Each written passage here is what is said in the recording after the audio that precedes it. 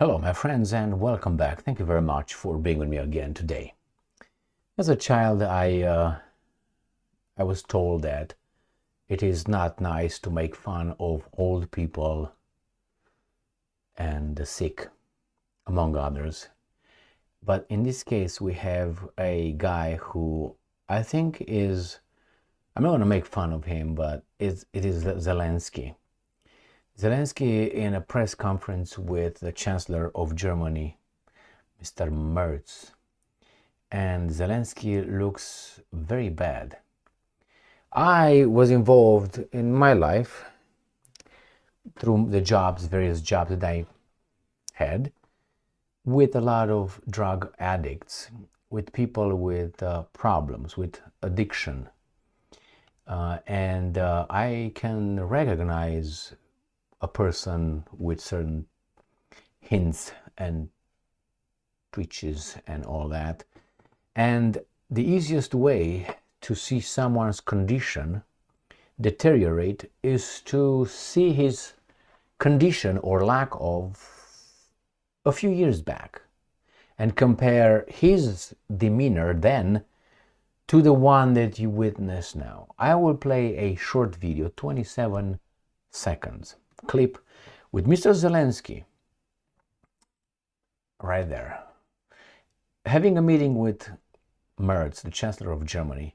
And I would like you to look at this person, his face, and you tell me if you have ever seen anybody else, not he before.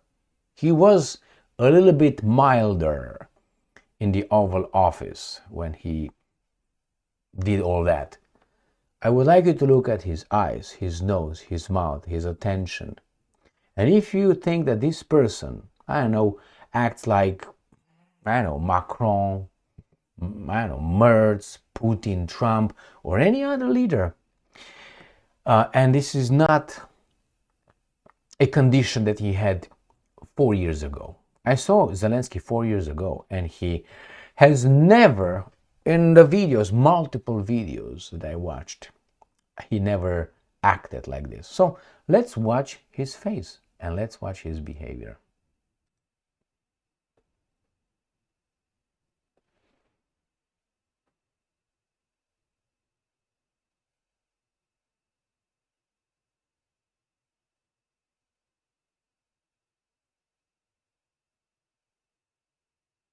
He can't stand still.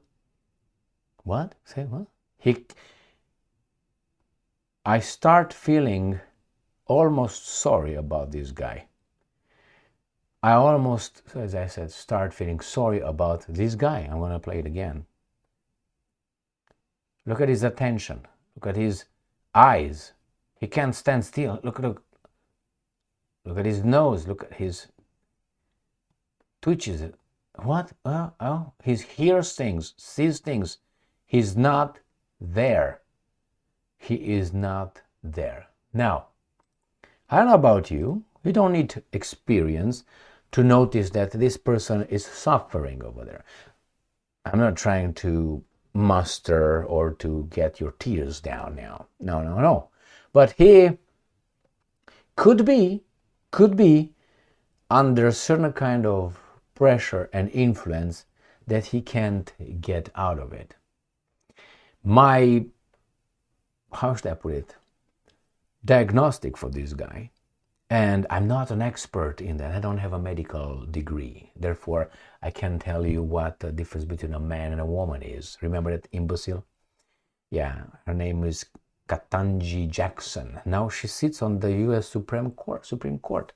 When she was asking her confirmation hearing if she can tell what's the difference between a man and a woman, she said that she's not a zoologist or something, or biologist or something. She can't tell. She doesn't know. Now remember, that person, she's not a mechanic either. So when she has to deal with a case involving a car, she doesn't know what the car is because she's not a mechanic. Again, with a building, she's not an engineer. She's not an architect. With, a road, she's not a construction worker. You know what I mean? That is the response an imbecile who sits on the Supreme Court for life gave to her confirmation hearing. Diversity hire. So I'm not saying that this guy, I'm not an expert, and I'm not an expert. I think I am an expert in observation in this case. I don't have a degree, but I don't need a degree to see when a person is not there. Now, the diagnostic, I can tell you, could be many reasons. He's just tired. Maybe he took some hard drugs. Maybe some people gave him some hard drugs. Maybe, I don't know, maybe this is the condition that he just developed in the past 3.5 years of being afraid of Putin's bombs. I have no idea. But one thing is for certain. His behavior, to me, tells me a condition associated with the use of hard. You know what I mean? Okay. All right, my friends. I think I made my point. Thank you very much for being with me again today. Tell me what you think about it. Maybe I'm wrong. Maybe you think that, I don't know, maybe this happens at your Christmas party. Your grandfather acts like that. Or maybe, who knows, maybe your son shows up from a little party with his girlfriends and boyfriends, and he acts like that, and he says, oh, there's nothing, he's just a little bit under the weather, he's just tired. My friends, this is the second time when I see this guy. First time it was at the Oval Office, where I said, for me it's clear what's going on here. Clear. Remember when Biden, the former US president, was not there, and we were told that he's a robust octogenary. This was the conclusion of the medical assessment done by some medics, some doctors, some experts. I want those guys. Obviously, he was not there. He was not a robust octogenary. I don't even know if he was alive. Mentally, he was not there. But we were told he was A-OK. The same here.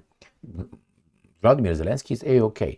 Now, they told us that. I want those medics, personally, I want them charged based on the evidence that you can just empirically observe or assess, and be charged, convicted, stripped of their right to practice medicine ever again. Those were not doctors, they were something else. So here again, if you're told that this guy is just a normal guy, well, next time when I'm going to talk to you, I'm going to talk like that and see if you're going to think that something is wrong with me based on yesterday's condition where I was all suave.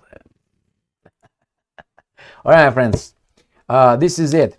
I start feeling sorry for him, and I think he's done.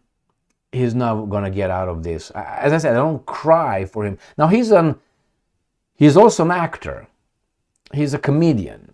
So as I can play all this,